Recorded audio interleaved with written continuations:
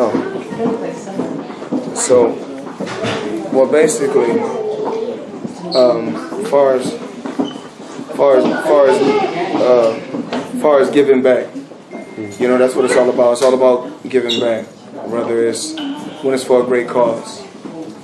And if I can give back my time to inspire and help, that's what I'm going to do. You know, if I can, I just want people to continue to believe, but we have to fight. Like I said before, we have to fight this disease, cancer. Everything starts with our eating habits. You have to eat a lot better, drink a lot of water, and exercise. You know, I believe in natural healing. Even though I just got surgery, you know, I'm kind of upset about getting surgery. I would have rather done it the natural way and naturally heal than to open up my body. So, you know, I think things happen, and you live and you learn. How serious was the shoulder for you, Floyd, when you had to get surgery? I know it bothered you for the Pacquiao fight, and how were you able to deal with it? Not just the Pacquiao fight. I've had this injury almost 10 years now. I've almost had this shoulder injury for almost 10 years now, or more. And of course, Courtney, she's sitting right here. She know that I had this injury since she's been working with me for the longest. You know, done cryotherapy for my shoulder, done cryotherapy. You know, I can never get a massage on this side. Never. You know, most of the time I get massages, it's like right here, or on my back, or anywhere on the arm, or anywhere on the body, but right here on my right shoulder. But, you know, things happen. Shit happens. You know, we live and we learn. When you think about the game today, Floyd, and what you're leaving behind, do you think you changed it? Because every time I talk about the boxing game, they say you changed it. Everybody wants to do what you did. Do you feel you did that? I'm just very, very appreciative and very thankful. You know, I don't really have anything negative to say about all the legendary champions that paved the way for me to be where I'm at. But I think there's a lot of legendary champions that's upset and jealous at my accomplishments. You know, I done it the smart way. I didn't believe in taking any punishment. It's not cool to get hit. I mean, call it boring, but call it smart. You know, as far as my career, I was able to get involved in the sport, dominate the sport for 20 years, and make a lot of money, which put me in a position to put my family in a comfortable position, which is a great thing. You know, I'm still learning about the fight game as far as, you know, business, and I can just see that the promoters that came before me were crooks. Was crooks. 49 fights. I own all my masters. So, very, very smart businessman. You know, Al Heyman's a very, very shrewd businessman. A guy who comes from Harvard, but it takes brains to want to surround yourself with brains. That's what makes my team so powerful and so strong. And you know, when I look back on my career, I'm happy with how everything has went. You know, I'm happy with how everything went, with every obstacle that I went through in life. You know, I'm thankful for my mother, my father, and my grandmother, because, you know, that's why I'm the man of great character today. But you know, like I said, I'm still learning. And that's the only thing we can do. We can continue to grow mentally if we can no longer grow physically. You know, one thing I wanted to ask you about, and I think I asked you about it before, was you say you've been in the game 20 years, retiring, and Kobe Bryant been in the game 20 years and he's retiring. Do you see a lot of comparisons between you two as far as the work ethic and what you guys been able to accomplish? Well, what do you think about his career? Kobe Bryant is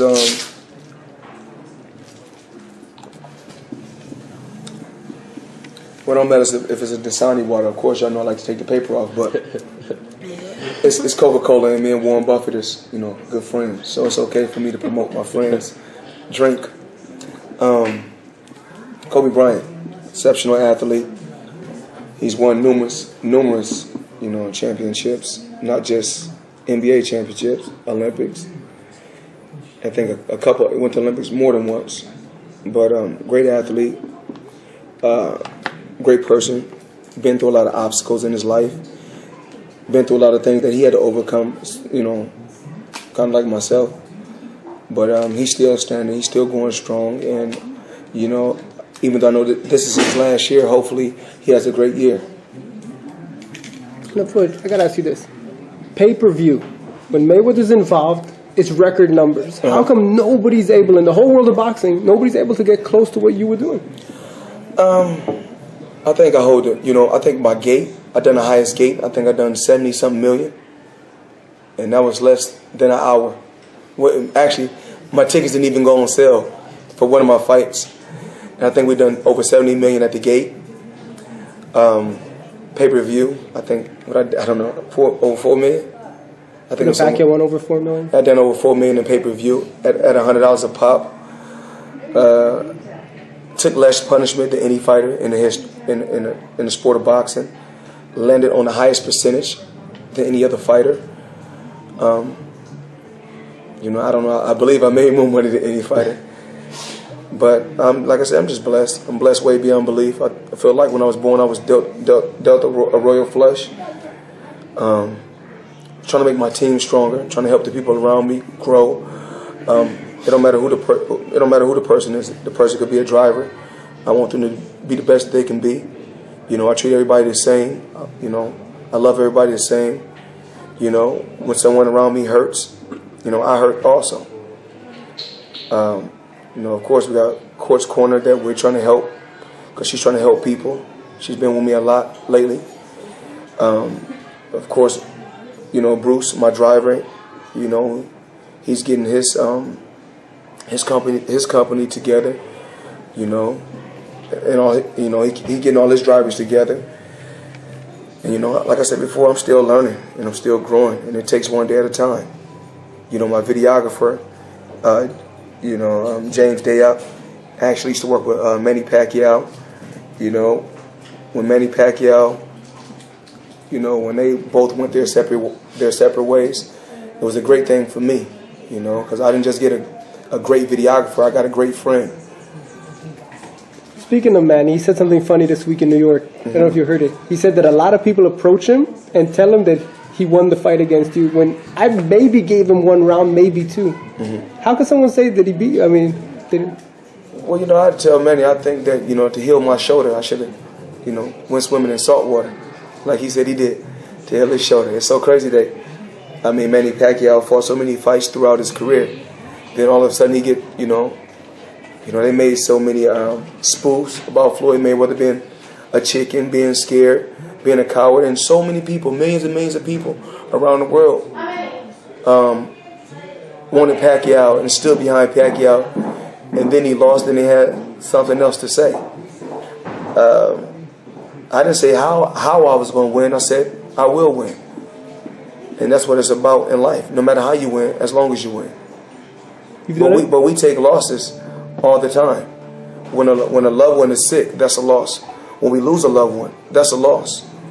So we take loss. We all have took losses. Now, how come you? I'm gonna ask you, how come you never quit? So many people, no matter what they do, whether they're a musician, whether they're a basketball player or boxer, everybody has a breaking point. What kept you going during the toughest times when you were like, I'm not making the money or I'm not getting the opportunity? I always knew I was the best.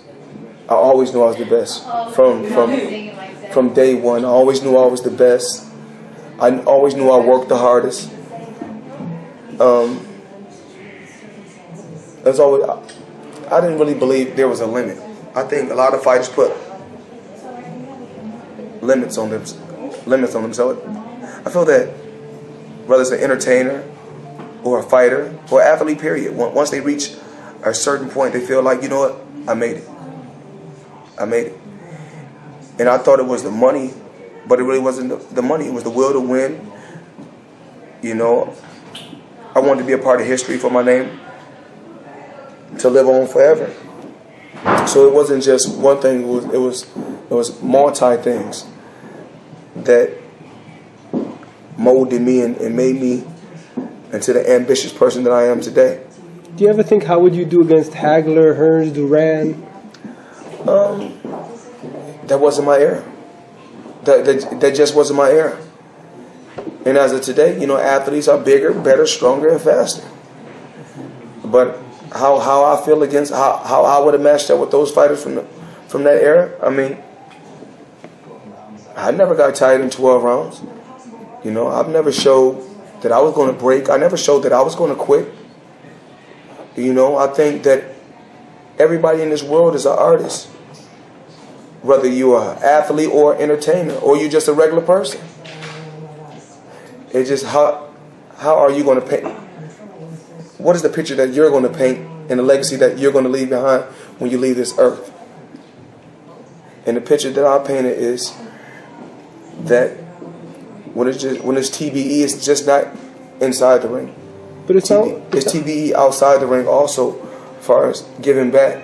And I don't have to tell the world that I gave back to the people that was less fortunate. As long as God know I did a good deed, that's what counts. Floyd, you're a real positive person, and I know you never like talking negative. And one of your comments that you gave to Ben about racism in sports and in general. Now everybody's talking about this, and I talked about this, I think a month ago. Mm-hmm. I talked about how, you know, my team is very, very diverse, very diverse. We have, I mean, a little bit people from all walks of life. You know, different nationalities, different race. But I speak the truth, and I would rather be hated for telling the truth than be in love for lying.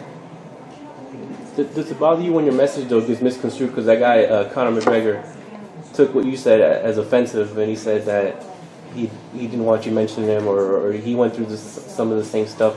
I don't know if you heard about it, but how does it bother you that? I don't really. I mean, I never said that. Once again, I never said that the guy Conor McGregor, that's his name. Yeah. I never said Conor McGregor was a.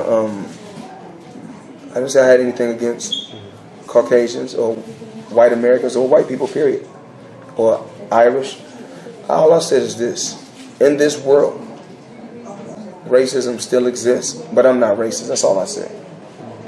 And if he got offended, you know, that's life. Sometimes people will get offended by certain things people say.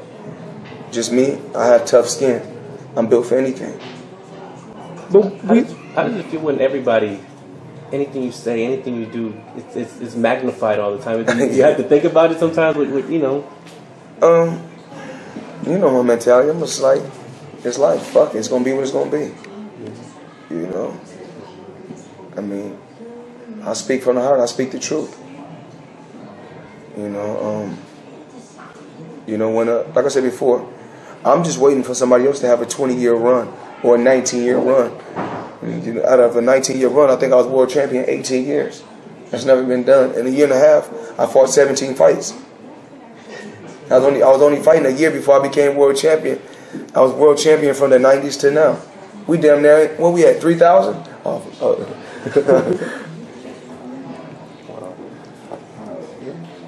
What I've noticed is you're not a UFC fighter. You're not an MMA fighter. But Yes. they keep calling you out as if you're going to step in the octagon with them tomorrow.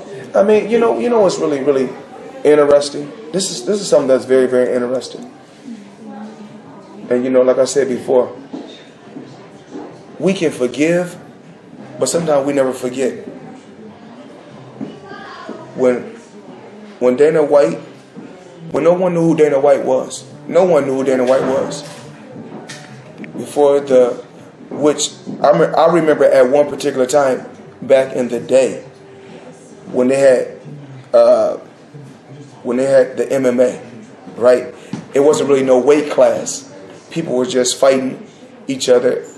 I think it was Royce Gracie. That says that right? Mm-hmm. Royce Gracie. They just fought till someone won. They just no rounds, nothing. They fought to whoever tapped out or quit or whoever won.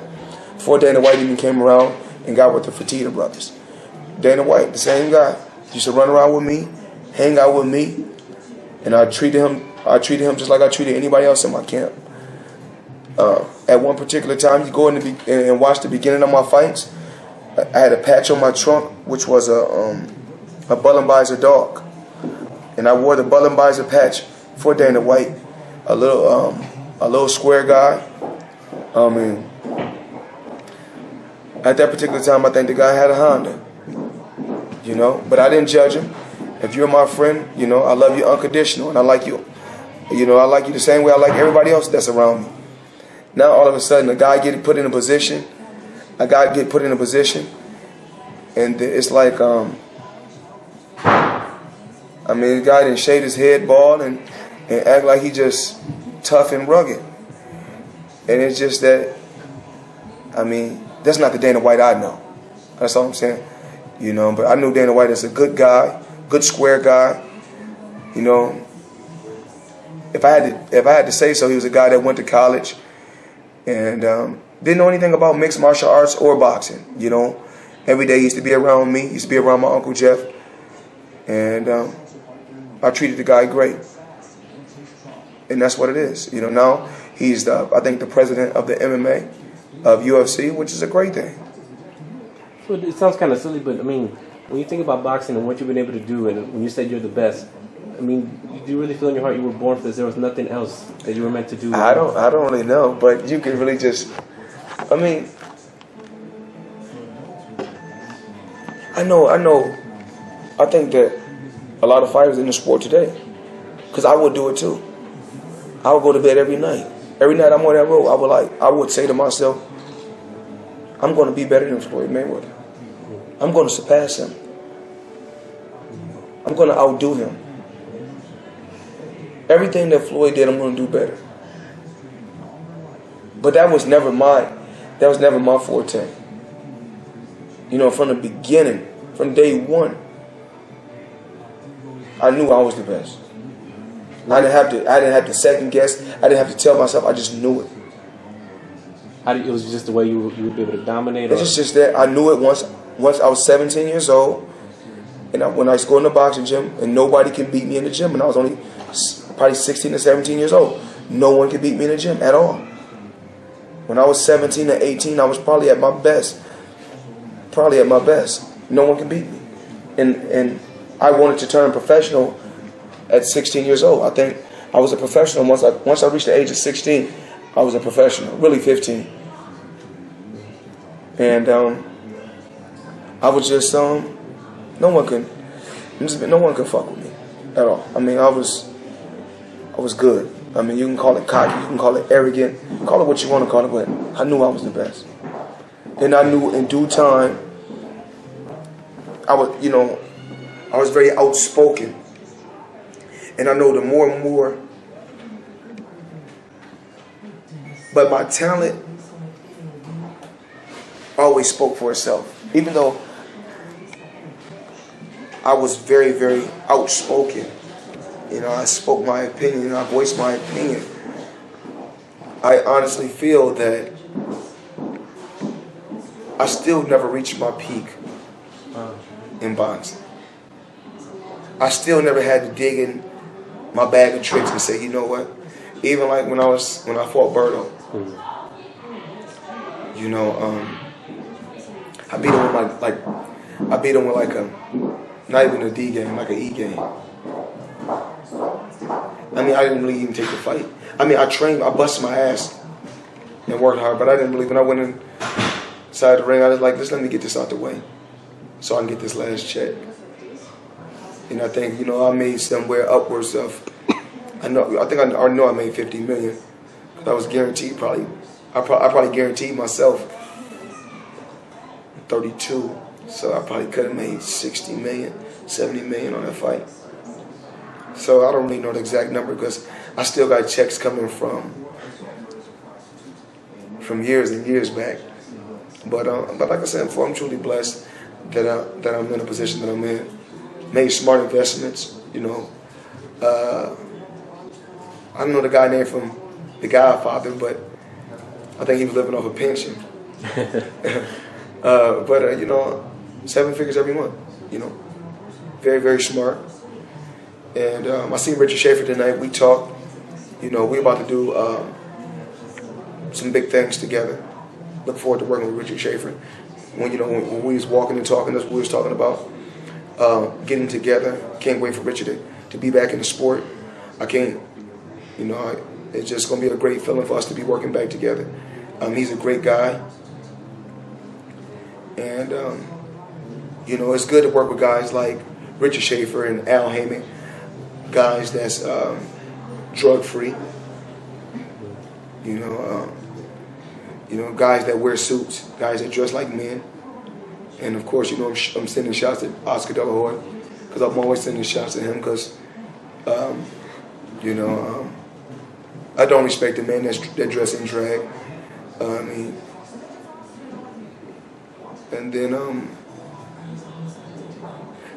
I think he likes to send shots at me and say,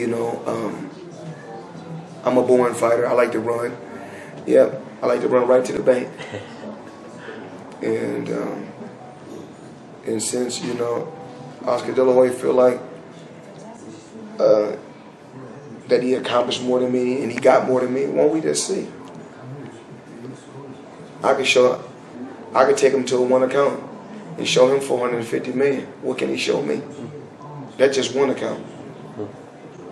I can show 450 million just in one account. Now I'm asking Oscar. Now show me what you can show. Now what can you show me, Oscar? That's just one account. Wow. Floyd, does it make you laugh when people like him or other people say, "Oh," because you always tell me how you. Oh, when Oscar say that I'm born, he was the same guy. When this guy right here was trying to give him an interview, and you was trying to give him an interview, he used to front on you guys. He didn't want to give you guys. He used to want to do interviews with you, but now he needs y'all to do interviews with his fighters and put it out there to the world. See, but the thing about me is this: at one particular time, I be in my zone. He don't, what I'm saying? So when I'm in my zone, sometimes I don't want to do an interview with no one. You know what I'm saying? It's no hard feelings. It's just I just need to focus on my craft. That's why I got to where I got to, because I put my craft first before I put anything. But like I said, remember, Oscar was the same guy that used to shit on people, didn't want to do no interview. Like I said before, all he banking on now is Canelo. And shit, if I come back in the game, Canelo, you already know what I did to you, and I could do it again if you get out of line. Because you already know what I say. You violate and I demonstrate. And that's for all 49. What do you think of Canelo overall, Floyd? Canelo's he's a fucking exciting. He's very exciting, One thing I don't want to do, I call a spade a spade. No matter how much shit I talk, the motherfucker can fight. And the motherfucker, you got to realize this.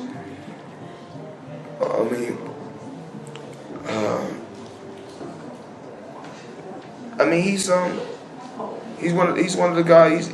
He's one of the guys that's going to be a force in boxing.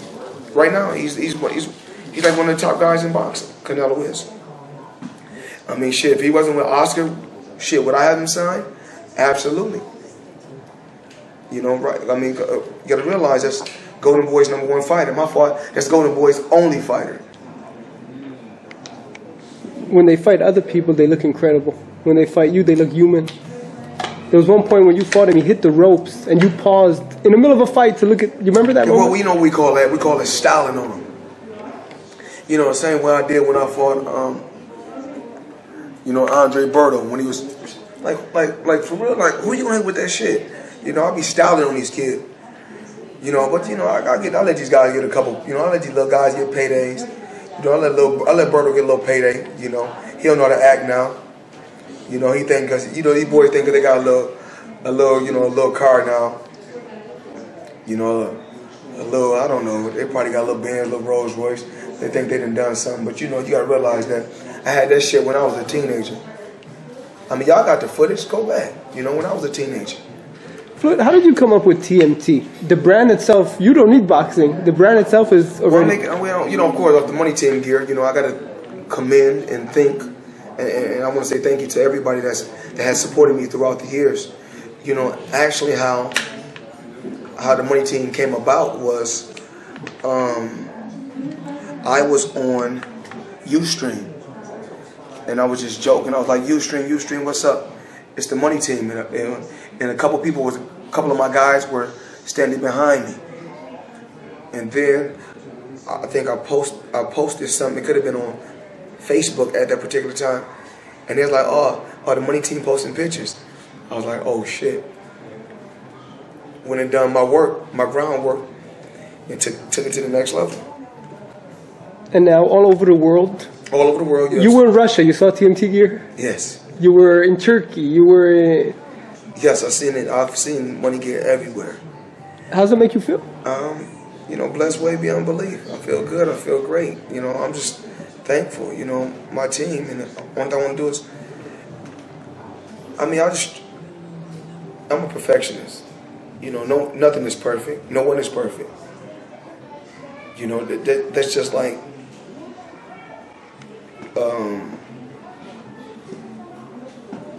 a female, for instance. I'll give you a perfect example. You know, a lot of times guys get with girls, and they be like, "Oh." A lot of times guys get with girls and be like, "Oh, she like this, she like that, she like this, she like that." Well, it's like this. With me, it's like this. When I'm moving your neighborhood, the value goes up, simple and plain.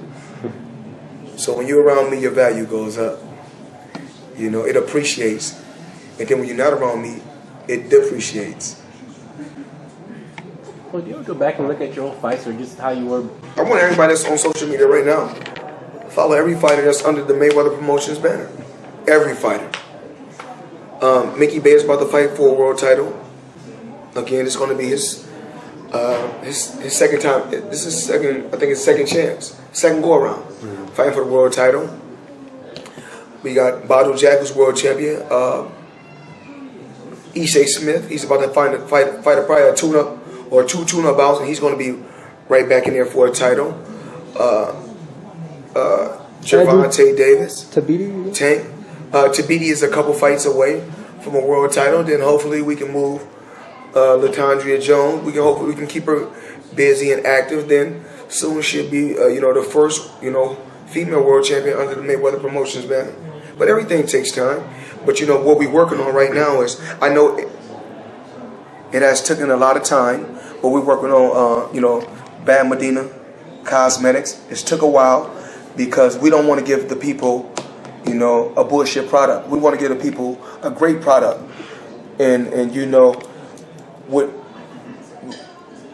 we could put a product out right now, but it's going to be just all right.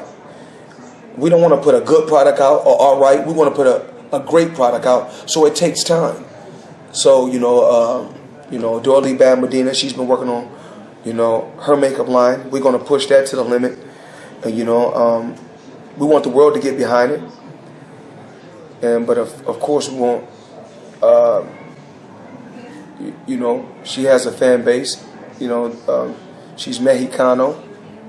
She's but she has the will to win. So that's why it's taking a while. And we want to give people a product like the other top products that's out there in the world. I think what is NARS, and we also have MAC. So when we competing with companies like that, we have to make sure we have a great product. And she has a great product coming out soon. So when the product comes, I want the people that's listening, the males that's listening to this, go buy it for your wife. Or buy them a gift card so they can go get the Bam Medina Cosmetics. The makeup line gonna be, unbelievable. And I'm gonna stand behind it. And if the product is not good, we're gonna go right back to the drawing board. We're gonna come back and give them another product. Now, Floyd, you got to know Justin Bieber, you got to know Drake, you got to know every superstar, pop culture icon. What's that like? I don't really look, I just look at, when I look at people, I don't really say, oh, he's a superstar. I just look at him as like, hey, when I see Justin Bieber, I'm like, yo, he's a very creative artist. He's an artist. And everybody, like I said, everyone is an artist. Just everyone paints a picture in a different way. So I don't want to take too much more time, but as far as my last question is, your kids, I'm a father, I know, how does it feel being able to provide everything for them, making sure that they're set? What kind of feeling does that give you? I'm just happy that, that my children didn't have to go down the road that I went down.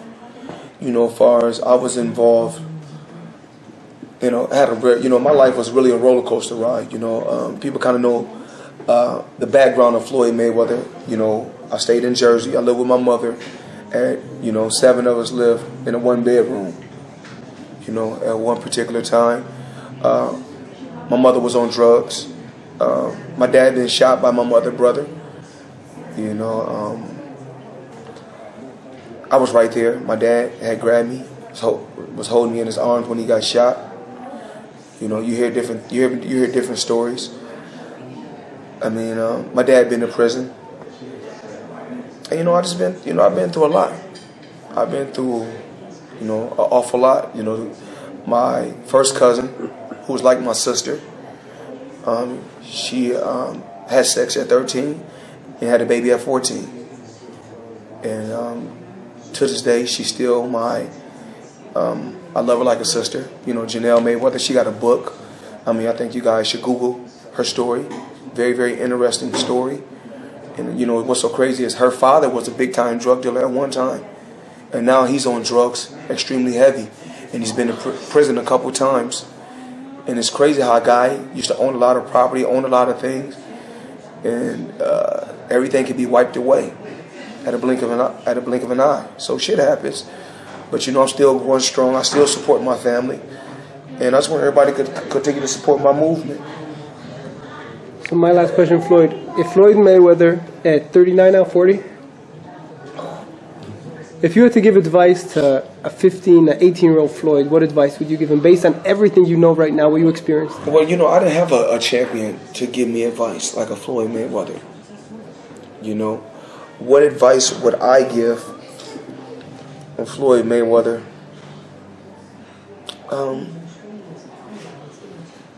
Just be real cautious. You know, don't react off anger. You know, when you're young, like when you're 15 or 16.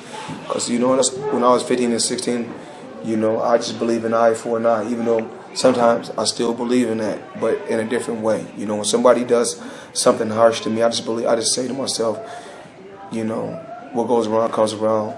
You know, God got my back. Even though, you know, I'm not a preacher and I'm not perfect, you know, because I'm going to live my life. I don't try to hide anything from my children. You know, they know me. They love me for me. They know my lifestyle. I mean, it's just, what would I tell a Mayweather at 15 and 16? You know, I was wild, very, very wild. But I never, you know, my dad was in my life, but he wasn't in my life. My dad was just in my life to take me to the boxing gym. I needed someone in my life to teach me right from wrong and just different things. Just don't teach me right from wrong by beating me and doing harsh things to me. Communicate with me so then I'll understand. You know, a lot of times, even like when my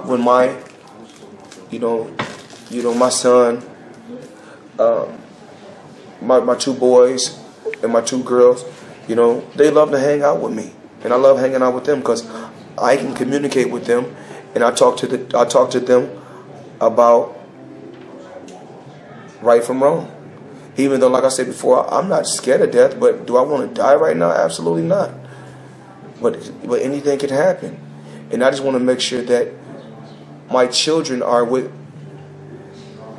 they are okay once they reach a certain age, because once again we can no longer grow physical, so we have to grow mentally. So when they grow mentally, you know, it's out of my 4 children, it's 3 of them I don't really worry about. It's 1 that I worry about and 3 I don't worry about. But they don't know which one I worry about. And tonight they probably be up all night. Was he talking about me? Was he talking about me? And I may not be talking about none of them. I may just be, you know, trying to push their buttons and see their reactions. So, but like I said, you know, shit happens. You live and you learn. I mean, I'm not perfect. My children know I'm not perfect, but you know, and we all know nothing in life is perfect. And we know God only made one thing perfect. That's my boxing record.